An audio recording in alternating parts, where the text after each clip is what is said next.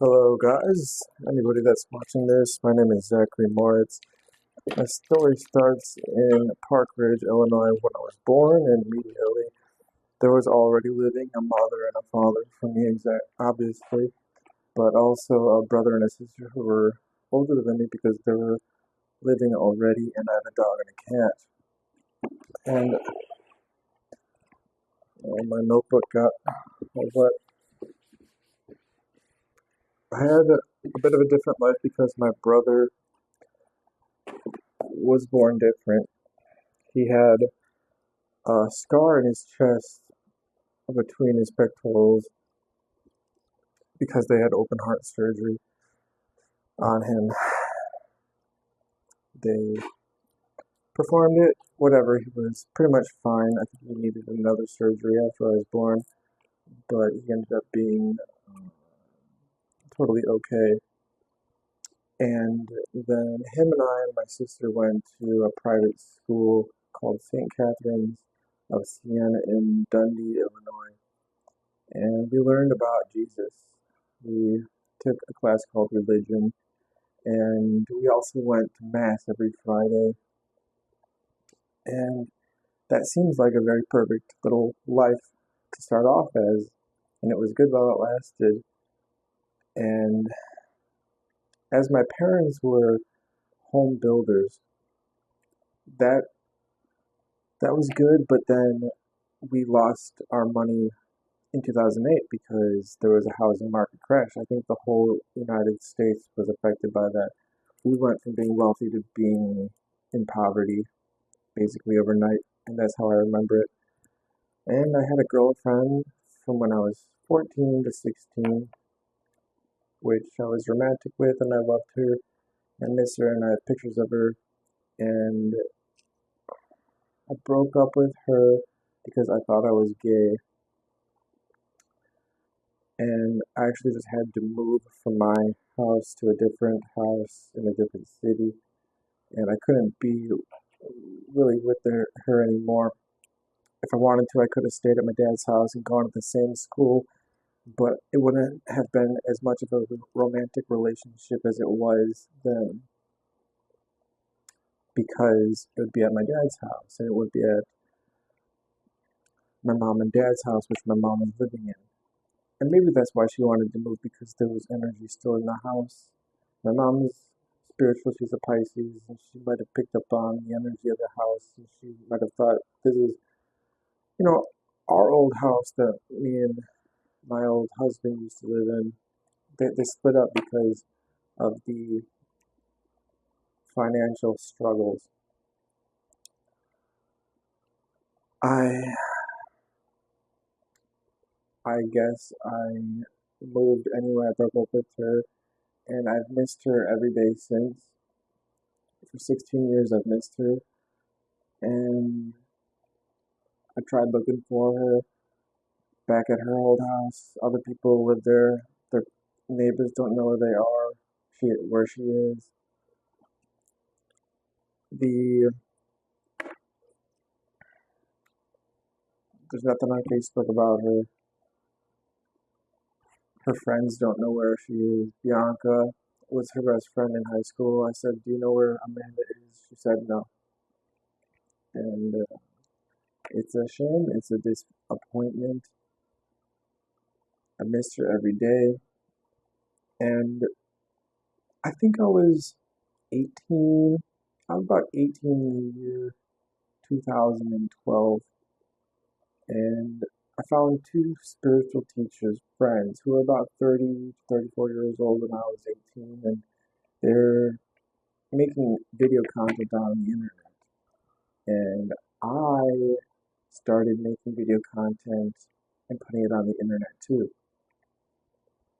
And if I still had those videos on a YouTube channel, then you'd be able to go back and watch them on this YouTube channel. But I didn't only have one YouTube channel and delete it. I think I had a YouTube channel, deleted it, YouTube channel, deleted it, YouTube channel, deleted it.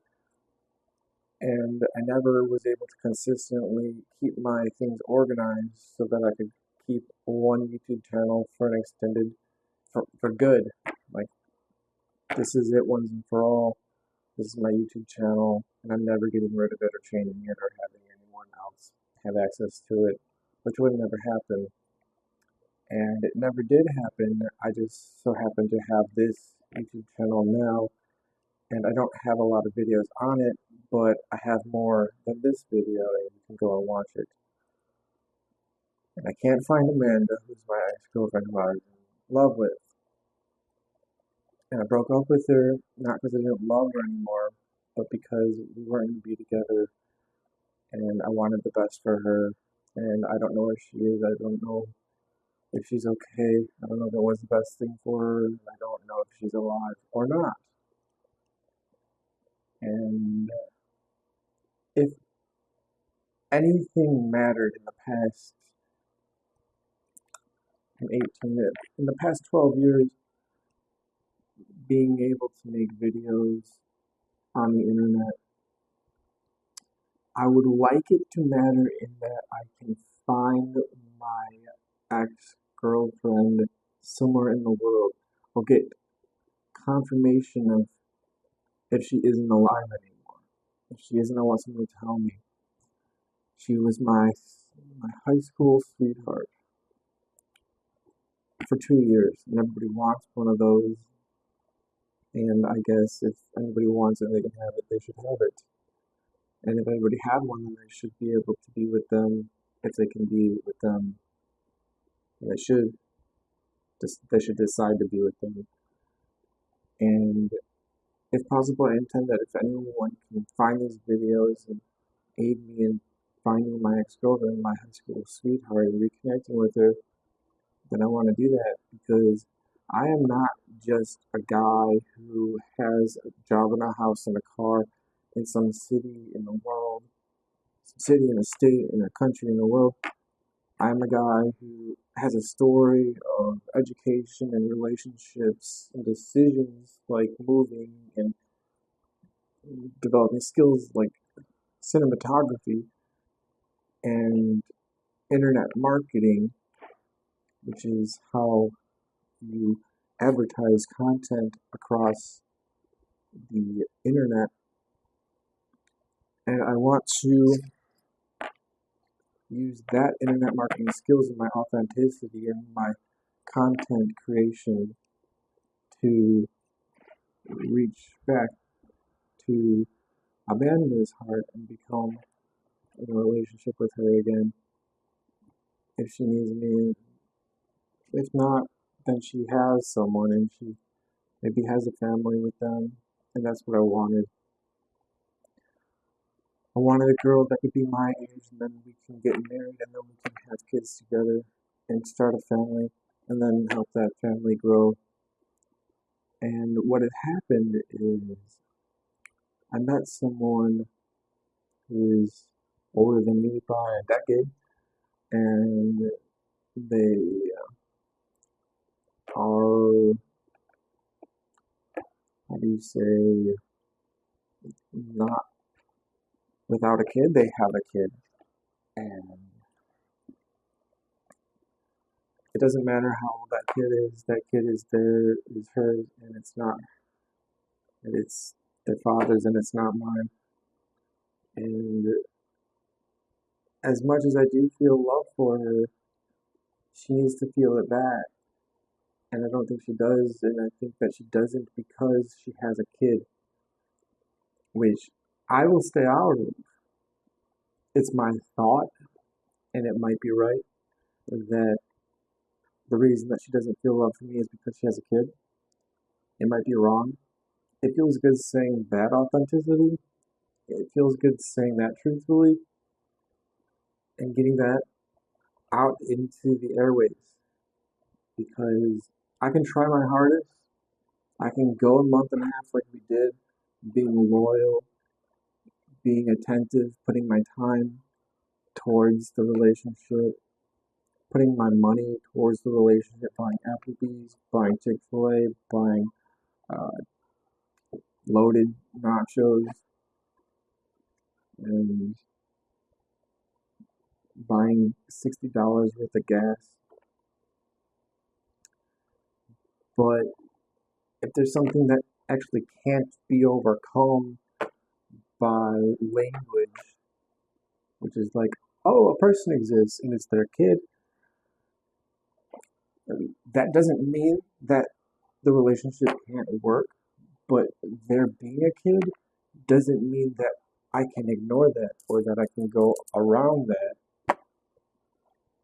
It can't be overcome because there's some sort of propensity that exists within the human being heart, the human being's mind, and the human being's brain, and the human being's soul, whether it's the one of them or the other of them, and they can't come to an agreement and come to an ascending of the duality of right and wrong, good and evil, and becoming to terms and overcoming the situation.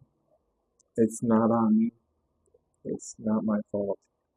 It's not respectful, as in when it came to a very pressurized situation.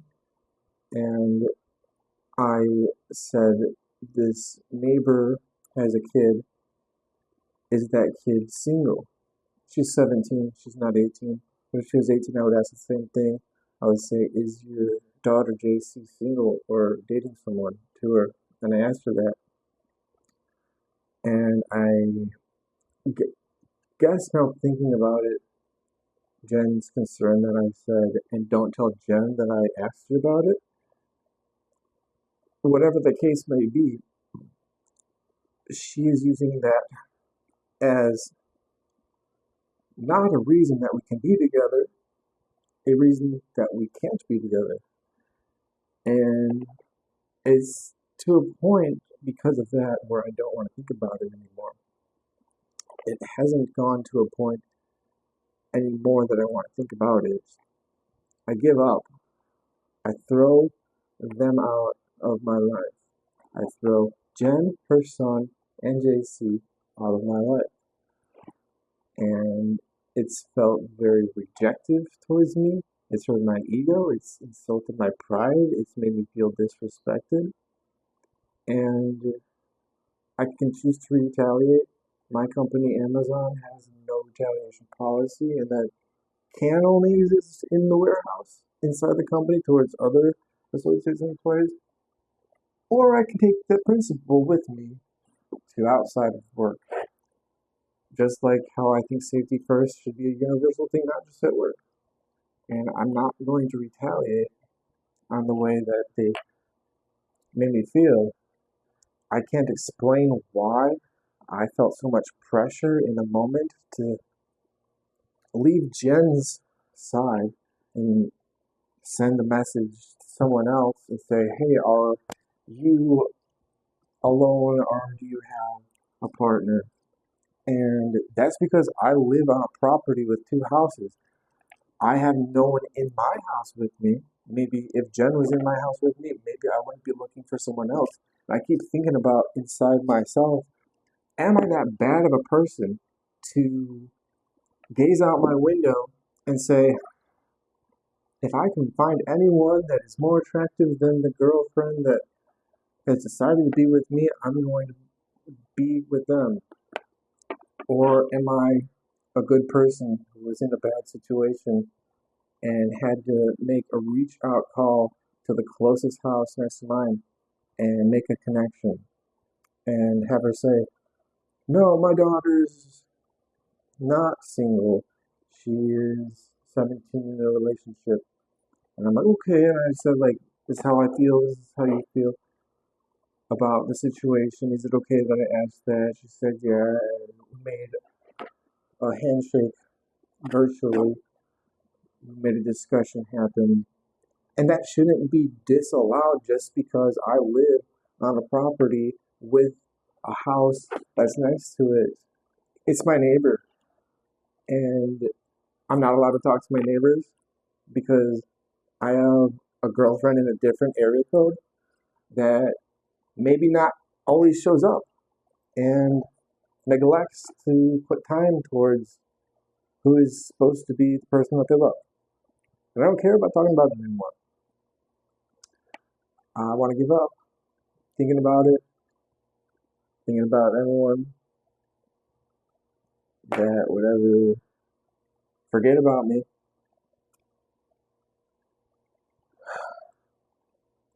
It's times like these where we have to recognize what we do have in our life and what we can be grateful for. We have to recognize who we can be grateful for. There's people that are true, there's people that aren't true, they're false. And we're not meant to trust them because trust hurts. That's what a Megadeth song said once. In the Megadeth song, it goes, trust hurts. I think that was Megadeth. Another song by Megadeth that I like, it's not in English, it's in Latin or something. I can't remember it on the spot. I think someone's in rapport with what I'm saying, and it's taking my attention away from just the fact that it's on Megadeth. My attention's on Megadeth, and that's a band. It's a metal band, heavy metal, heavy rock band. The singer is Dave Mustaine. He also plays the guitar.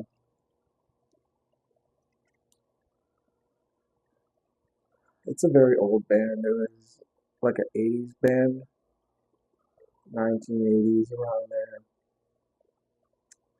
And I don't like those bands so much. They're good, like Pantera's another one. I think even Metallica was around in the 1980s. I don't want to say AC/DC because they're not as much of a metal band as Metallica and Megadeth. And I don't want to say Ted Nugent. He's almost metal, but he's a lot more rock than the other band I was thinking of, the Scorpions. These are just old bands that I'm thinking of. I think Motorhead is an old one, and not Godsmack. Anyway, any band matters. Any band will do because you can listen to anything. If you have Amazon Music, if you have Spotify, if you have Pandora, you can listen to any band that you want to listen to, any song from any band, and it'll probably be enjoyable. Sometimes I have a hard time deciding on which song to listen to out of the all of any songs, out of all of any of the songs that have ever been made. I have a hard time deciding on which one to listen to because different times call for different songs and different times call for different genres of music and even different artists from different genres in different times. And it could also be different places that you want to listen to different types of music.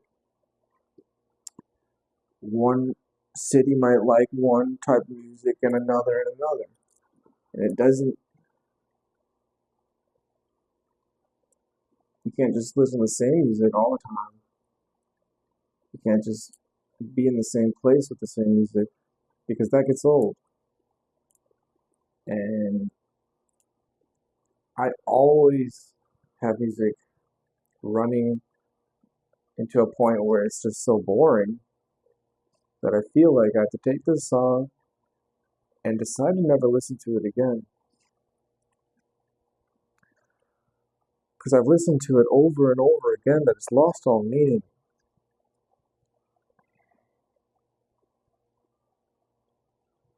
That doesn't matter to anyone though. I seem to be the only one that thinks about that. And the other feeling I have that feels kind of like that is any type of story. If it's a movie, maybe it's a book, maybe it's a TV show. And I don't ever want to start anywhere and miss any part of it and then continue without the missed part, or start in the middle and then go back before where it started. I have to do things in order. I need to read everything from front to back. I am very obsessed with thoroughness, which is not hurting me as I've been so thorough and enjoyed the benefits of it. I don't think it has hurt me, except for maybe me questioning why I ever had to go backwards in stories before, to go back and get that part that I missed so I get the full picture and I can continue moving on in the story as it makes sense.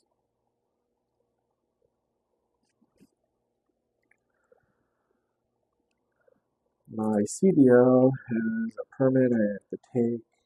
Can't take it today. Gotta take it next Monday. And then have to start driving semis. That's gonna be fun. I don't care. It's not gonna be that fun. I don't know if I'll make a crap load of money or not. And if I don't, I'll just be doing something that isn't that fun. But just because it's not fun doesn't mean that I shouldn't do it. And that's how I feel about the CDL. Gotta go back to work tomorrow, put in a 10-hour day for 4 days straight, while making sure I pay all my food bills. Gotta make sure gas is in the gas tank. I'm gay, and I got to come back from work because you go there, you come back, and that's the truth of the matter. You gotta pay attention to how you make the money.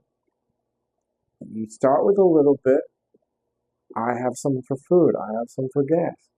Go to work, get a little bit more, put it in the gas tank, put it in the food. I had to go to the food pantry today to get free food because of how low of money I ran out of, however you want to say it. I keep complaining about the times when I brought my girlfriend, who's not my girlfriend technically right now, because she unfriended me on Facebook, which is how you don't be girlfriends and boyfriends with people anymore, technically, officially, even though there's a relationship segment that you have to click off too. How I bought her the Applebee's and the loaded tacos, nacho supremes or something, and the Chick-fil-A. She didn't really eat all of that or anything. Neither of these restaurants, she completed her meal. She gave some of it to her son on the Applebee's one and gave me the rest of her meal on the Chick-fil-A and the loaded taco nacho supreme nacho loco, the crazy nachos, which is good because it's not going to waste. Where I just bought myself two meals instead of one. And how I bought her gas and how I was trying to help her move into a house with me with enough room for a dog and her son, where I lost $240, basically a bet, and got nothing to show for it now. So I'm scraping by now, taking a little bit of my money from here, a little bit of my money from there, just getting the basics of food and gas and trying to keep my house owned by me, trying to keep the rent paid. And little by little, I strive to get back in everything the way it was before anything came in and wrecked my life. And they may think that a dollar for a dollar, tick for tack, we're even. as a Libra and Moon. You actually say it the other way around. The planet in the sign of Libra, the planet goes into different signs, Aries, Taurus, from sign to sign, and at that time when you're born, that's why Moon is in Libra. You might think, hey, we're even because of how she banged my brains out for every day and a half for a month, and then every 3 days after that because I started to dry out and I started to need a break because I was losing testosterone, and that's what happens when you don't take care of yourself and you have sex all the time. And you lose your youth from it, which was happening, and I was beginning to space it out for a few days, and that was good. She was happy with it. I think she was seeing benefits from spacing it out. And I wanted to space it out even more, that to 4 days or to 5 days, to have more of a mature relationship. One day, it wasn't the 3 days like I wanted it. It was 2.5 days, and that's it. And it was very intense, and things started to crumble after that. She wanted to break up, and she got her way